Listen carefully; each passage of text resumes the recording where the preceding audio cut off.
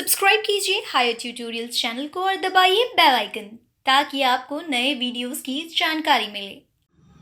अब हम देखते हैं नेक्स्ट सवाल।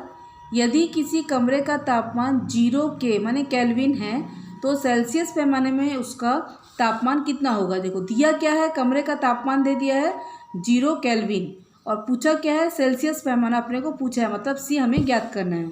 हमारा सूत्र क्या है, प्रथम तापमापी तापमान पैमाना माइनस निम्न बिंदु बटे उच्च बिंदु माइनस निम्न बिंदु बराबर द्वितीय तापमापी तापमान पैमाना माइनस निम्नतम बिंदु उच्चतम बिंदु माइनस निम्नतम बिंदु। ये एक बार सूत्र आपको अगर याद हो गया तो आप सब सवाल कर सकेंगे।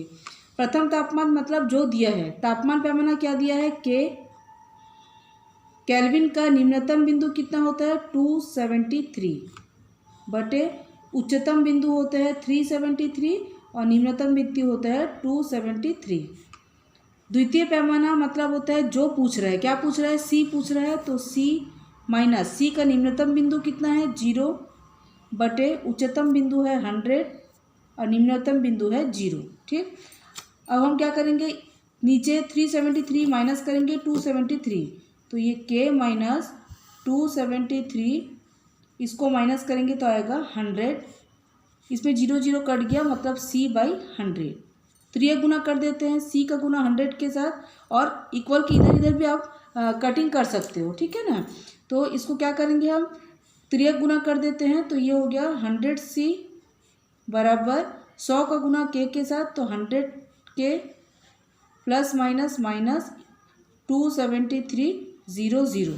ठीक, अब क्या करेंगे, सॉरी यहाँ पे हमें के का वैल्यू को रखना था, के का वैल्यू है 0 माने के की जगह में हमको 0 रखना था। ठीक है, 0 रखेंगे तो ये आपका नहीं आएगा, मतलब अगर मैं 100 का गुना इसके साथ करूँगी तो हमारा आंसर आया माइनस 273 0 0।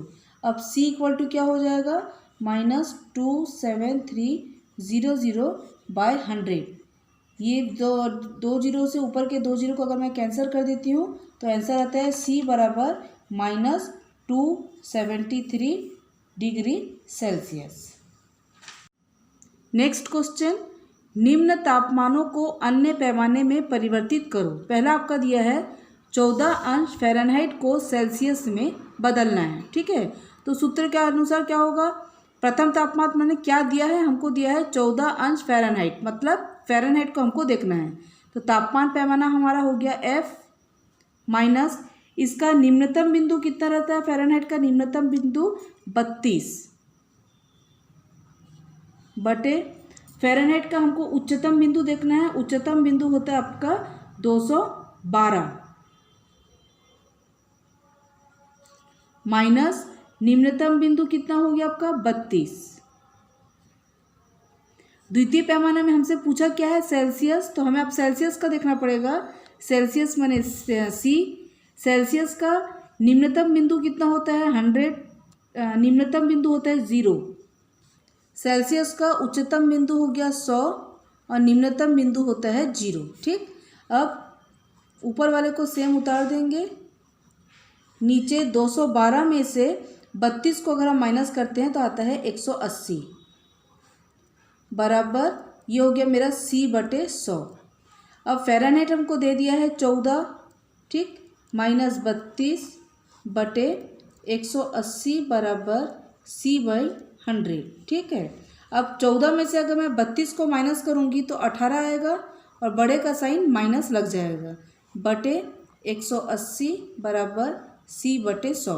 अब त्रियक गुना करेंगे तो ये हो गया आपका 180 सी बराबर माइनस 18 गुणित ये 100, तो सी बराबर क्या हो जाएगा माइनस 18 गुणित 100 बटे 180। ये जीरो में से ये जीरो काट दिए, ये 18 और ये 18 काट दिए, तो सी बराबर क्या आ गया माइनस 10 डिग्री सेल्सियस।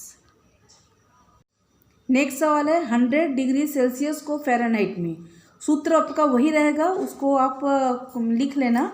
सूत्र के अनुसार क्या है, प्रथम तापमापी है तापमान का पैमाना, तो तापमान का पैमाना हमको सी दिया है तो मैंने यहाँ पे सी लिखा। ठीक, माइनस सी मतलब क्या होता है सेल्सियस, सेल्सियस का निम्न पैमाना कितना होता है 0 बटे सेल्सियस का उच्च पैमाना कितना होता है 100 माइनस 0 इक्वल टू, अब यहाँ पे लिखा है फ़ारेनहाइट। फ़ारेनहाइट मैंने तापमान का पैमाना F हो गया, माइनस फ़ारेनहाइट का निम्नतम बिंदु कितना होता है 32। फिर है आपका उच्चतम बिंदु, फ़ारेनहाइट का उच्चतम बिंदु होता है 212 माइनस निम्नतम बिंदु हो गया आपका 32। ये दोनों कैंसल, मतलब C/100 इक्वल टू फ़ारेनहाइट, ये आपका वैसे ही रहेगा। अब 212 में से मैं अगर 32 को माइनस करूँगी तो ये हो गया आपका 180। ठीक, अब C का वैल्यू कितना दिया है 100 दिया है, तो C की जगह मैंने 100 लिख दिया by 100 equal to F minus 32 बटे 180। ये हो गया आपका।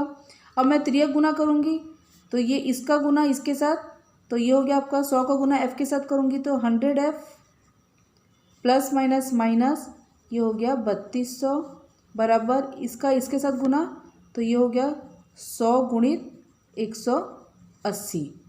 ठीक, अब मैं 100F इसको इंटू करेंगे तो ये आया। ठीक, अब पक्षांतर करेंगे 100F, ये अपने प्लेस पर है, ये माइनस पक्षांतर का किधर लाएंगे तो हो जाएगा ये प्लस 100F, इनको प्लस करेंगे तो प्लस करने से आएगा 212 पर ये 2 जीरो, तो F बराबर कितना हो जाएगा 212 पर 2 जीरो, ये 100, 2 जीरो ऊपर का 2 जीरो नीचे का कैंसिल, तो F इक्वल टू क्या आया 212 अंश फ़ारेनहाइट, इसका आंसर। अब नेक्स्ट सवाल है 12 केल्विन को सेल्सियस में, फॉर्मूला वही रहेगा, इसमें दिया क्या है 12 केल्विन, तो पैमाना हो गया मेरा K माइनस निम्न ताप कितना होता है 273, उच्च ताप होता है 373 और निम्न ताप 273 बराबर निकालना क्या है हमको सेल्सियस मतलब C, निम्न ताप कितना होता है उसका 0, उच्च ताप 100 माइनस 0। ठीक है, अब यहाँ पे K माइनस 273 माइनस करेंगे तो हो जाएगा ये 100, ये हो गया मेरा C/100, ये हो गया। अब K की जगह में क्या लिखूँगी मैं 12 minus 273 bye 100 equal to C/100। ठीक है, इसको हम माइनस करेंगे तो माइनस में ही आएगा, तो minus 261 bye 100 equal to C/100। इसमें दो तरीका है, या तो आप त्रियक गुना कर सकते हैं या तो ये माइनस ये कैंसल इक्वल के इधर का कैंसिल कर दिए, तो C इक्वल टू क्या आ गया मेरा माइनस 261, या तो आप क्रॉस करके करोगे तो भी वही आएगा, ये है आपका इजी मेथड। अब हम नेक्स्ट क्वेश्चन की ओर चलते हैं।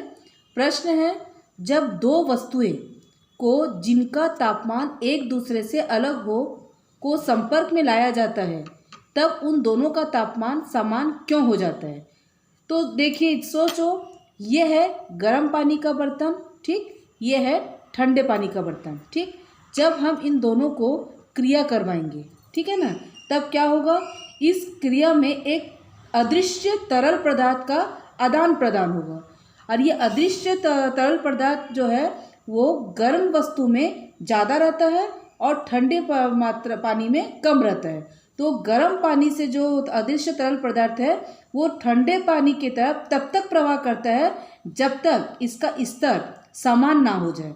मतलब गर्म पानी में जो है उसकी मात्रा अदृश्य तरल पदार्थ, याद रखना अदृश्य तरल पदार्थ की मात्रा ज़्यादा होती है, और वो जब ठंडे पानी की ओर प्रवाह करती है तब तक प्रवाह करेगी जब तक दोनों का जो मात्रा वो समान ना हो जाए। ये जो तरल पदार्थ को हम कैलोरिक भी कहते हैं, इसे हम क्या कहते हैं, इस तरल पदार्थ को कैलोरिक। ओके, अब इस प्रश्न का उत्तर आइए हम देख लेते हैं। प्रश्न है जब दो वस्तुओं को जिनका तापमान एक दूसरे से अलग हो को संपर्क में लाया जाता है तब उन दोनों का तापमान समान क्यों हो जाता है? उत्तर, जब दो वस्तुओं को जिनका तापमान एक दूसरे से अलग हो को संपर्क में लाया जाता है तो एक तरल अदृश्य पदार्थ का आदान प्रदान होता है। गर्म वस्तु में इस पदार्थ की मात्रा अधिक होती है, जबकि ठंडी वस्तुओं में इस पदार्थ की मात्रा कम होती है। अतः यह पदार्थ गर्म वस्तु से ठंडी वस्तुओं में तब तक प्रवाह करता है जब तक इसका स्तर दोनों में समान न हो जाए, अर्थात दोनों का तापमान समान हो जाता है। स्टूडेंट्स, आज हमने इस वीडियो में तापमान से संबंधित सारे प्रश्नों और न्यूमेरिकल क्वेश्चन को सॉल्व किया। आशा करती हूँ आपको यह सब समझ में आ गया होगा। अब नेक्स्ट वीडियो हमारा रहेगा ऊष्मा अर्थात हीट। सब्सक्राइब कीजिए हायर ट्यूटोरियल्स चैनल को और दबाइए बेल आइकन ताकि आपको नए वीडियोस की जानकारी मिले।